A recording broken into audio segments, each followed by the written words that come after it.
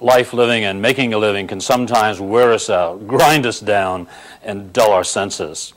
So for a keen mind and a sharp contributive edge that can make it all easier and better and more productive, let's take some time to sharpen our axe. Stay with us right now for Life Talk.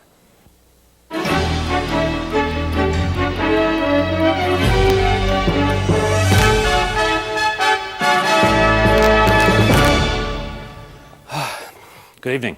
We've got to take a moment, if we can, to welcome our viewing audience. You've either purposely selected or surfed to Life Talk. It's a series of verbal essays we've been doing now for nearly 4 years and continuing. And we talk about life living, making a living, sometimes loving. And certainly that's what we're going to head into this evening. I've been looking forward to, it's been nearly 4 years since we've covered this basic material. It's the foundation of everything that I've been able to develop in the last half century. We call it a prerequisite essay. And it's going to run probably about 4, maybe even 5 weeks. And so gratefully, while you're here with us this evening, you can start out from scratch. If for some reason you're not able to be with us next week, you can call in and we will have a video available of the entire series. And so keep that in mind, and you can get the number off the credits at the very end of the show. I do want to hasten into this, though, because there's a lot to cover. Life living and making a living. I think we can agree without any reservation that oftentimes life living and making a living can be joyful, fulfilling, rewarding, even ecstatic at times. And yet at the same time, in the same breath, we have to admit to each other and to ourselves that sometimes life living and making a living can be overwhelming, frustrating, aggravating, depressing, oppressive. I mean, you name it. It can be just really tough out there. As a matter of fact, in the thousands upon thousands of people that we've engaged over the years, we've noted that there is a socioeconomic veneer that people present to the world, and on the surface you think, hey, cool. You know what I mean? They really got it together. But as you get to know them intimately, it bubbles up, the frustration, the overwhelm, the quiet desperation, the wonder, the fear, the fear of loss, the fear of failure, the fear of looking bad, et cetera, et cetera. And sometimes this manifests itself in inappropriate behavior. In other words, people lose their temper inappropriately, they act out of concert with what's really going on, and so we have to examine this pretty carefully. Life has a way of rushing in on us. People do things that seem to affect our futures. Sometimes we do things and we don't even know why we do them. You know what I mean? It's just like if someone said, why did you do that? We could truthfully say, I don't know. You ever had that happen? I mean, it's pretty common. I've had my share of that, certainly as a young man, up until probably around the 60s and the early 70s. I led a very challenging life. I was a stutterer all my life, and as a result was punished for that and cajoled and mimicked and mocked, and had built up a rage about that, and had reacted severely in a couple of cases, so severely that I could have been in deep, deep trouble, but for the graces of some people. And then you move forward with your life, and you marry, and you have children, and you start a business. And then there was a series of events where I lost a wife and 3 children. They just kind of disappeared in my life. I couldn't find them, didn't know where they were, couldn't connect. You can imagine the pain of that. You know, I mean, knowing that they're out there and you can't be with them. A 35, 40-year-old man crying himself to sleep at night, you know, for the want of the touch of a child. It's just terrible. And then you build a national company with hundreds and hundreds of dynamic young people, and your business gets in jeopardy. And there was an occasion where a company that I was working for got in trouble, came to me and said, we can't continue. We're going to have to go bankrupt unless you want to take it over. And we did. And within 60 days, a company that had represented itself as $400,000 in debt, which we paid off fairly easily, we found another $500,000. Poor accounting. I don't think a crook or anything, but just a bad businessman. And in order to save the company, we went through a Chapter 11 and came out with 8 cents. Everything I'd earned in my life was gone in a matter of days. And I was left with about $260,000 in tax debt, which I hadn't created. So, that really can impinge upon you. That's just two things, by the way. How there can be a whole lot of stuff going on in a person's life. And frankly, I was overwhelmed. I have to admit that I was suicidal. In other words, I thought about a gun, I thought about bridge abutments, and I discounted tall buildings, so I guess I wasn't that serious. But I don't know if it was cowardice or courage, but I didn't do it.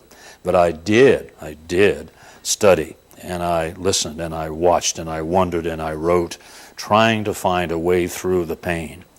And it was a fascinating experience.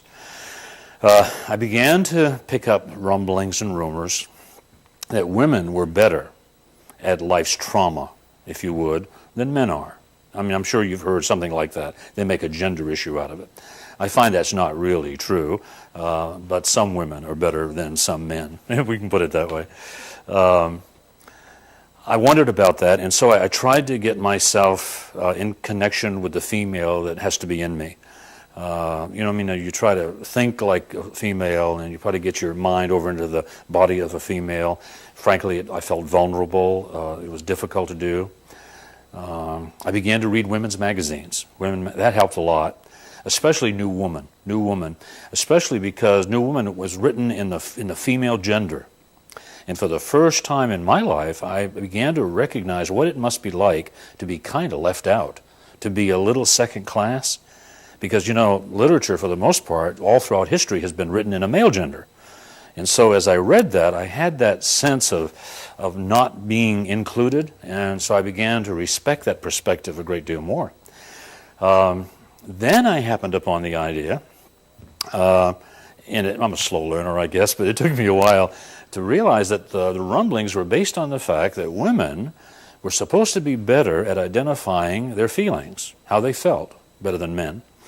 And had someone to communicate with about them. Who would that be? Other women, okay? And so I thought, oh, well, that makes sense. So what I would do if I got depressed or aggravated or upset or frustrated or whatever, I would take a moment and I'd say, okay, how do I feel? And I'd try to write it down. And frankly, I might come up with a word or two or three, but it seemed incomplete somehow. Obviously, I was not connected. I wasn't able to identify the way I thought it would be possible. And so I went to the dictionary. And perused the dictionary, and every time I found a feeling word, I'd write it down on a 3x5 card. And if necessary, I'd put a definition on the back. Usually it wasn't. But I ended up with a lot of cards. I mean a substantial stack, nearly 1,200 cards, which would indicate that you can feel any one of 1,200 ways at any given time. It's kind of interesting. What I would do with those cards when I got frustrated, aggravated, and upset and what have you, is that I would sit down with those cards and I would, they were all mixed up, shuffled and what have you, and I would turn them. I would look at a card and turn it and turn it and turn it. And when I ran across a feeling word that identified how I felt, I would set it aside. Then I would shuffle some more and set it aside, shuffle some more, set it aside, end up with a little stack over here. But it was really fascinating that every time I finished the exercise, I always felt what? Better. Always felt better. Now I realize, and it's easy and comfortable for me to convey the fact that the truth of the matter is that if at any given point in time, any moment in time, if you don't know how you feel, that in all probability you're in a state of stress and anxiety. Therefore, how many people do you think exist out here on a day-to-day basis in a state of stress and anxiety? Profound. I mean, just you see it all over. It's incredible. However, the cards got dog-eared and coffee-stained and what have you, so I thought, this is pretty tedious.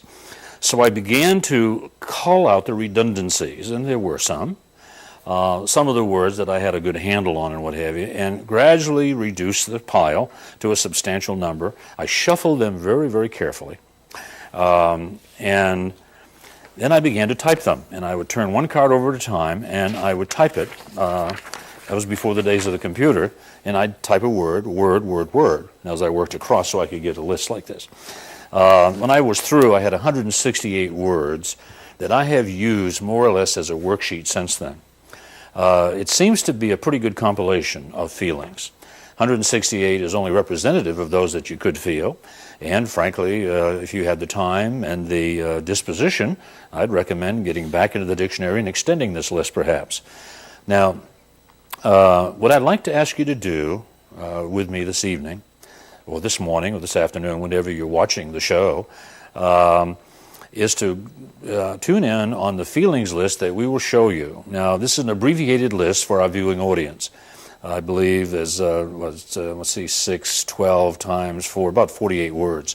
And what I'd like you to do as I jabber along here is to look at that list and kind of mark on the list how you feel at this moment in time. How do you feel right now?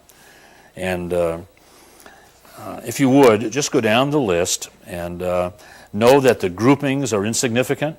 It's just a long list of words, and those spaces are there only to help the eye rest as you glance along the list. And if you're in the viewing audience, you may have to write the words down or try to recall the words that you felt. That's how do you feel right now? Now, I'm going to jabber a little bit here so as not to have dead air, and so I hope not to interfere with the people in our studio audience. If there is a word there that you encounter that you don't want to mark, you probably should what? Exactly, you should probably mark it. That may be something you need to address.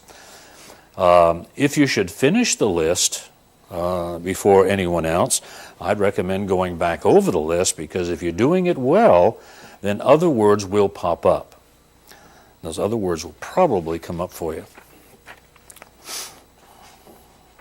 So if you would, just mark or write or determine how you feel right now.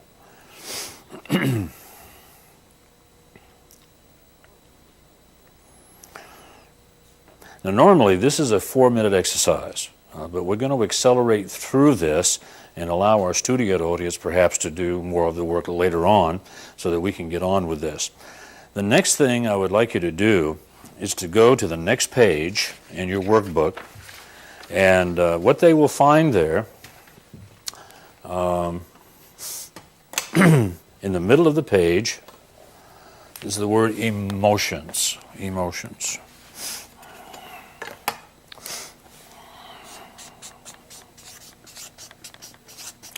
And what I'd like you to do is make a list of emotions. Now, right around here, kind of at random, write down the emotions. Not the ones you're experiencing, but any emotions that you can identify, that you can remember, that you have heard about. Now, what are the emotions? Make your own list. Now, imagine, if you would, if I could pay you $10 a piece for each emotion, how many could you list? I said imagine. I am not going to send out checks. Yeah, what are the emotions? You know, the poets and the writers and what have you, and the pundits kind of always talk about emotions. What are they?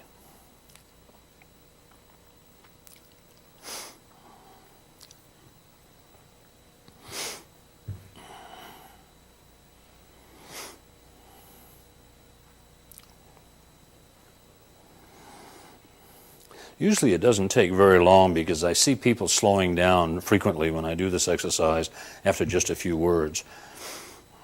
As a matter of fact, oftentimes the transition between marking down how you feel and then my saying, make a list of emotions, creates a lot of consternation.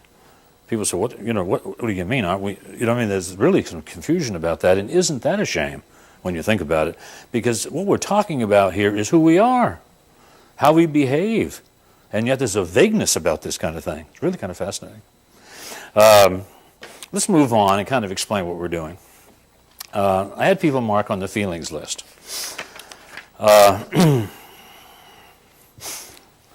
There's a number of people here in the studio audience, and I can't even imagine how many people are viewing on the air. But let's imagine that there is 30 people, or they could be 300. Or there could be 3,000 people, or there could be 30,000 people in an auditorium. And just having completed this exercise, we go around and check their feelings lists. And every one of them will be different. And when you think about it, that's irrational. Because everyone is having exactly the same experience at the same time, same speaker up front, same exercise, same amount of time to do the exercise. Why the diversity? pretty good evidence that what people are doing is they're carrying their past and their future around with them and bring it right into the moment, and this is influencing how they feel right now. Now, my contention is this. First of all, it's a wonder we get as long as well as we do socially with that happening, because feelings do affect behaviors.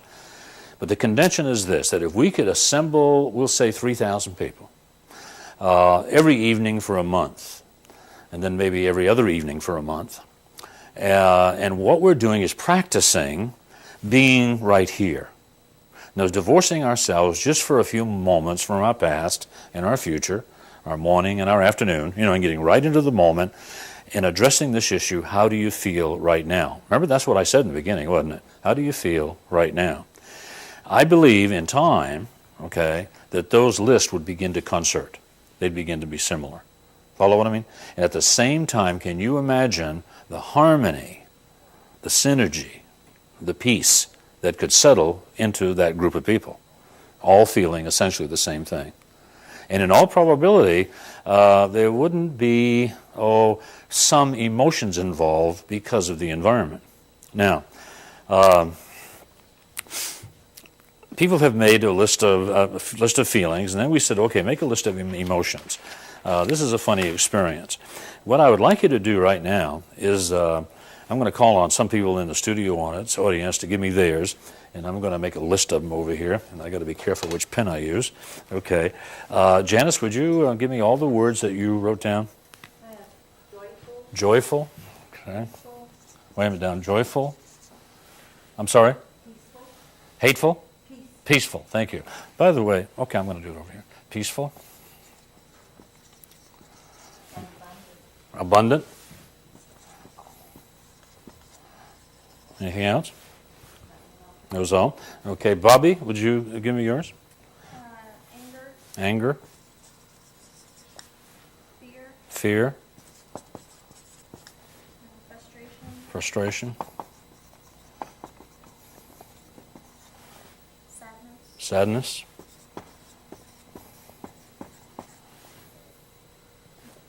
That it?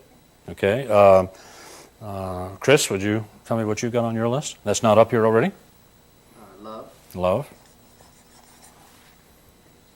This. Pardon? Just pretty much everything else on the The list. rest of them's on the list. Robert, how about yourself? Funny. Funny? Okay.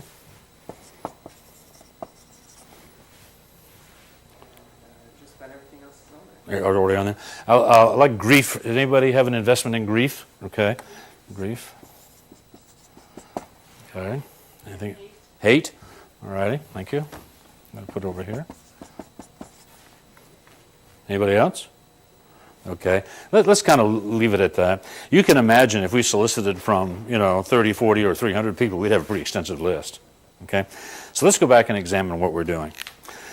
First of all, people mark their feelings list. And we know that we could concert after a while, but right now there's a lot of diversity.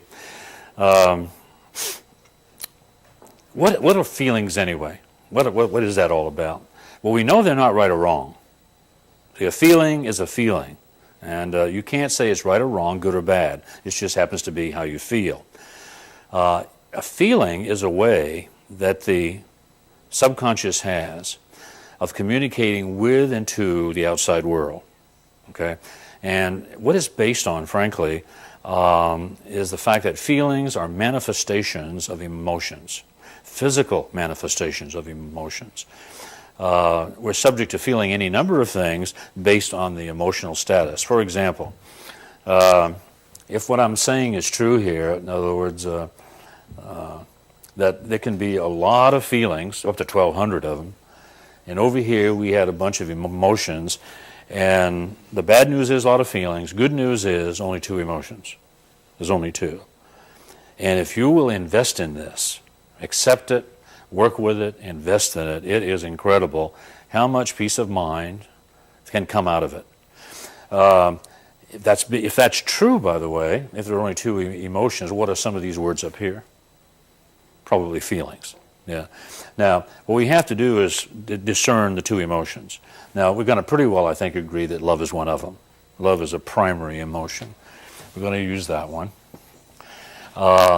But later on, in a week or two or three, we're going to be talking an awful lot about that and how it's been misunderstood. So much misinformation and sort of discord circulating around that word that it's incredible. Now, on the other hand, if we're looking for a dichotomy, we're going to be setting up a life formula, and so we're going to need dichotomies, or dichotomy being the exact opposite: good, bad, rich, poor, love, what? Love, hate, typically, right? No, that's the way we see it. However, we're submitting that that is not proper, that the opposite of love, this dichotomy, is fear. Love and fear. Those are the two primary emotions. That being the case, we should be able to very quickly tell which these others are coming from, since they're manifestations of those two emotions. For example, joyful. If it had to be coming from love or fear, what would it be? It'd be a love word, sure. Peaceful would be a love word. Abundant would be a love word. Anger, fear word, sure. Frustration would be a fear word. Sadness is a fear word. Funny probably would be a love word. Grief. Now, do a little mini essay right here. In about 6 or 7 weeks, we may be doing a thing called Breaking the Bottlenecks of Bereavement. And bereavement turns out to be the fear word. Because bereavement is a state of being, an adjective, that's coming from a state of fear. Grief is a love act. It's a verb, always a verb, and it's a love act. We should be celebrating grief, not suffering it. So many people are shutting themselves down, not wanting to grieve. In fact, I talked to an elderly woman the other day that said she just didn't want a funeral. And she wanted to be cremated, and that was it. And I said, well, do you realize what you may be doing? That you're short-circuiting people's right to grieve. She said, well, I went to a funeral one time, and she said, in fact, it was her husband died, and she says, I cried, and it was so painful, and I just don't want to put anybody through that. And I said, oh my, you should celebrate that. It's a good thing you did that. People need to grieve because it's the solution. It's the cure, if you would, of all the pain and symptoms that can come from bereavement. It's kind of fascinating. So we're going to say that grief is a love word. Hate would be a fear word. Okay? So if you would, take just a moment and go back and look at the words that you marked when we were doing the feelings list. If you would, just look at the words that you marked while we were doing the feelings list and indicate whether they were love or fear. And we won't have time to solicit the numbers tonight, but it's interesting. Oftentimes there'll be a balance of love and fear words. Some people will have all love words, some people will have all fear. But what we're going to be doing is examining how to deal with that. The nice thing about this is to know that we've always got a choice. We've always got a choice about how we feel. It's fascinating. It's fascinating. In order to proceed, I'm going to have to do somewhat of a parenthetical here and take off in another direction and talk briefly about a time lifeline. And a time lifeline is a line that extends between this moment right now and the questionable place in the future when you cease to exist.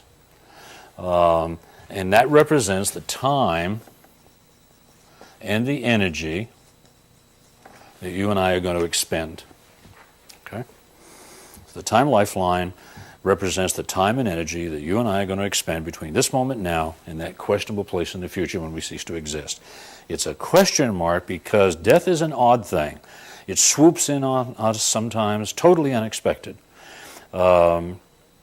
I've had so many cases where a healthy young athlete has a headache one evening and tells his mom, I don't feel good. I think I'll lay down for a minute, and he never got up. Never got up. An aneurysm. A friend of mine not too long ago called and wanted me to send a bereavement tape to his mom and dad in New York because they had just lost their daughter, which of course made it his sister. And I said, oh gee, what happened? And she was skiing at Vail. And so you assume right away there was an accident. But he said, no, the autopsy said that she died and then fell.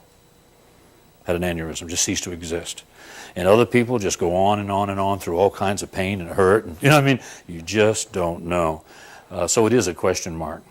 The thing of it is if you're going to move along that time lifeline, or if it's going to pass through you, however you perceive that, you ought to establish some priorities. Now, what's really important here? And so we ask people, what's the most precious possession while you have while you're here on the planet? And I know where the mind goes. It tends to go to our babies or our sweethearts or our home or some possession or whatever, or just love itself or whatever. But we're submitting that our most precious possession is our minds. It's our minds who are what we've been, who we are, and who we will become. And so we're going to put mind first, because it's mind that we perceive things and enjoy things and what have you. And then life is second, oddly enough. Life is number two. And the reason I put mind first is the fact that if you go brain dead, eventually they're going to pull the plug, okay, because you have a non-existence. So life is number two. Number three is this moment right now. Right now. Now, next week we're going to kind of move forward and talk about nows and some of these other things. I'm just amazed that the half hour has gone so quickly. I just hardly got started. But be with us next week. Meanwhile, I would suggest that you go out and make it a good day for someone. That way 2 people would have had a nice day. 2 lives would have been enriched and lived and enhanced. Isn't that true? So we look forward to seeing you next week. Please be with us. Thank you.